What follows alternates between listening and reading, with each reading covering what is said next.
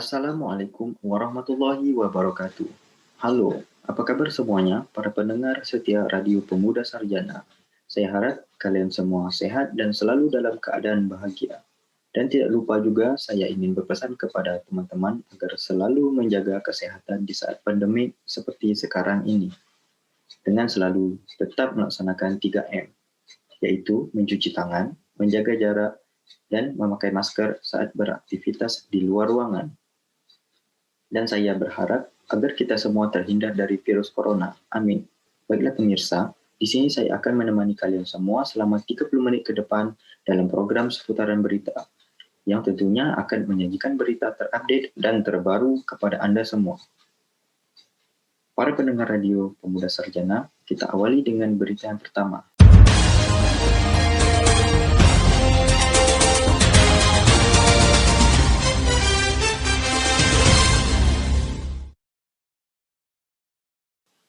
Kasus terkonfirmasi COVID-19 di Bengkalis capai 1.490. Total kasus terkonfirmasi COVID-19 di Kabupaten Bengkalis mencapai 1.490 kasus, menyusul tambahan 20 kasus terbaru. Jumat, tanggal 4 Desember 2020, diungkapkan Tim Satuan Tugas atau Satgas Penanganan COVID-19 di Kabupaten Bengkalis, Ismunandar, dari 20 kasus tambahan kasus terkonfirmasi COVID-19, secara rinci dari Kecamatan Mandau sebanyak 10 pasien, Banten 4 pasien, Bengkalis 3 pasien, Bukit Batu 2 pasien, dan Batian Solapan 1 pasien.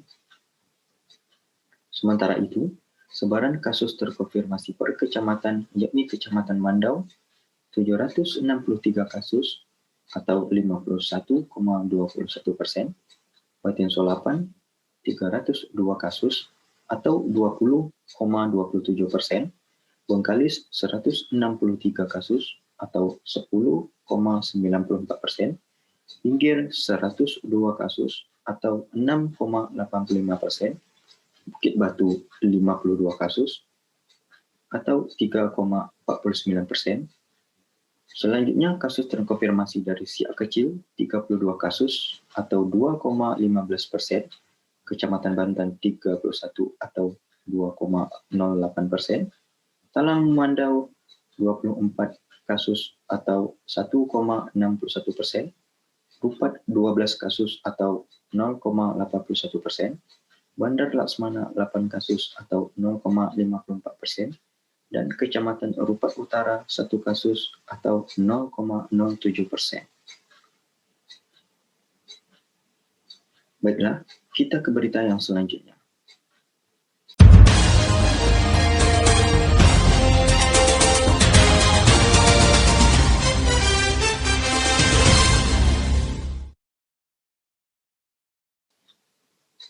...95 petugas KPPS di Kabupaten Bengkalis positif COVID-19.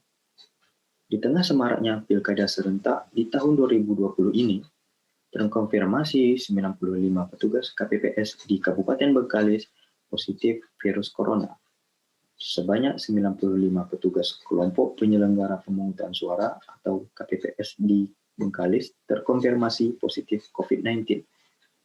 Mereka dinyatakan positif setelah hasil swab beberapa waktu belakangan lalu.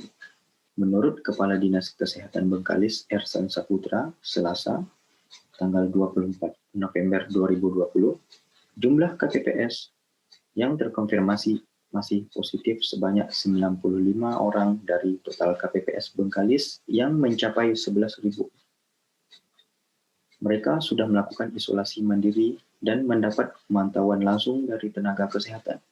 Setelah dinyatakan sehat, tentu bisa beraktivitas seperti biasa, jelasnya. Menurut dia, dengan kondisi ini masyarakat tidak perlu resah, karena sudah dilakukan isolasi.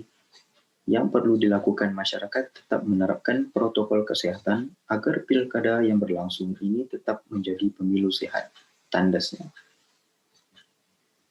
Ketua KPPU Bengkalis, Fadilah Al-Mausyuli, membenar adanya petugas KPPS yang terkonfirmasi positif. Namun data konkret beberapa jumlahnya belum diterima. Nanti dulu, kita akan mereka dahulu mereka masih ada beberapa kemarin belum keluar hasil tambahnya.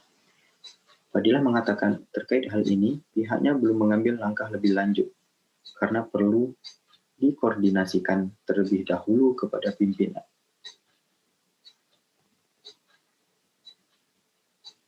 Baiklah, berita selanjutnya sekaligus sebagai penutup program putaran berita kita pada hari ini adalah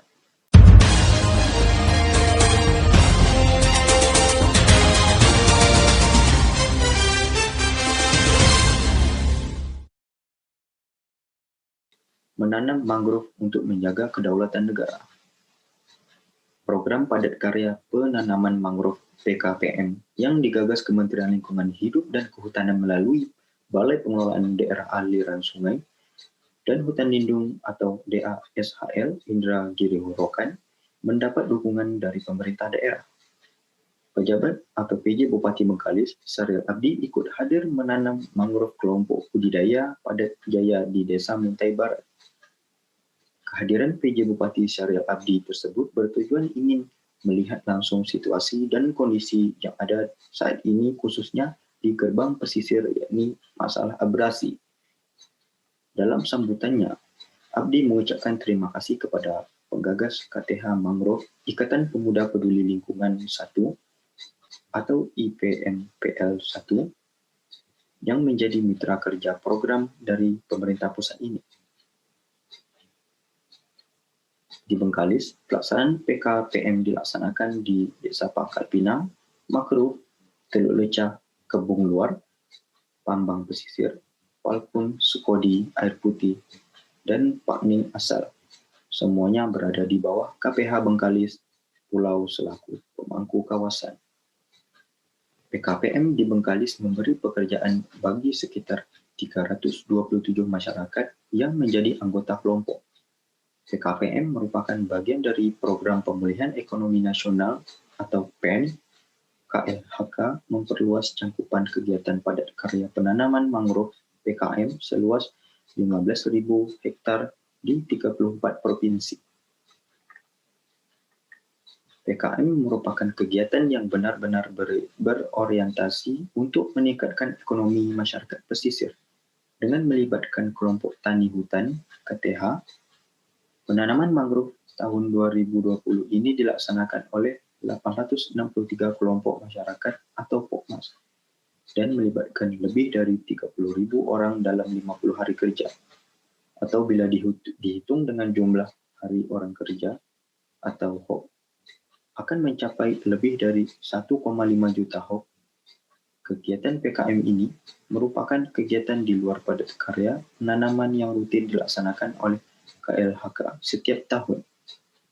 Sementara itu, melalui Balai Pengelolaan Daerah Aliran Sungai dan Hutan Lindung atau BPDAS Indragiri Rokan, pelaksanaan program PKM di Provinsi Riau meliputi luasan mencapai 692.000 hektar. Lokasi kegiatan tersebar di 5 kabupaten, yakni Kabupaten Rokan Hilir 25 hektar, Kabupaten Siak 8 hektar, Kabupaten Bengkalis 319 hektar, Kabupaten Kepulauan Meranti 55 hektar, dan Kabupaten Inhil 285 hektar. Kegiatan PKPM ini bukan hanya bertujuan untuk pemulihan lingkungan, tetapi juga untuk pemulihan ekonomi masyarakat di masa pandemi. Di Riau, PKPM berhasil menyasar 36 kelompok tani dengan sekitar 1.552 orang anggota. Mereka inilah masyarakat yang mendapatkan manfaat ekonomi langsung dari program padat karya mangrove, kata Kepala BPDA SHL Indragiri Rokan, KLHK, Insinyur Triesti Indrarwati. Oke teman-teman pendengar setia Radio Sarjana, sekian dulu berita dari saya. Semoga kita semua dalam keadaan sehat dan selalu ikut protokol kesehatan ya.